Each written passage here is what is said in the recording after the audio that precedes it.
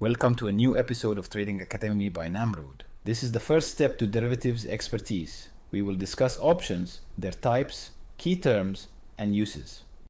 Options are derivative contracts that give the buyer the right but not the obligation to buy or sell an underlying asset at a predetermined price and time frame.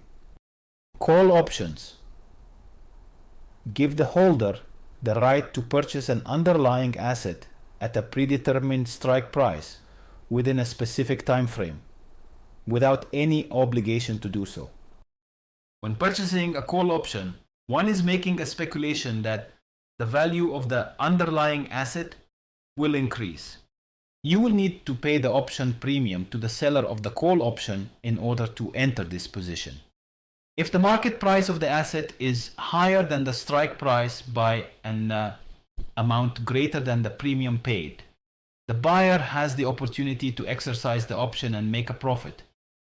If the market price does not surpass this break-even point, the buyer has the option to not exercise it, thereby limiting the loss to the premium paid. Put options, on the other hand, give the holder the option to sell an underlying asset at a predetermined strike price within a specific time frame, with no obligation.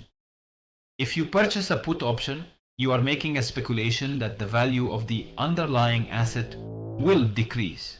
You will need to pay the option premium to the seller of the put option in order to enter this position. The buyer can exercise the option and profit if the asset's market price drops below the strike price by more than the premium paid. The buyer can decide not to exercise a put option if the market price remains above the break-even point, limiting the loss to the premium paid. Purchasing call or put options is an appealing strategy for capitalizing on potential price increases or decreases. On the other hand, the risk of loss is limited to the premium paid, giving traders some peace of mind. Understanding these key points can help investors make informed decisions when trading stock options. Thank you for watching. If you like the content, please hit the like button and subscribe to get more.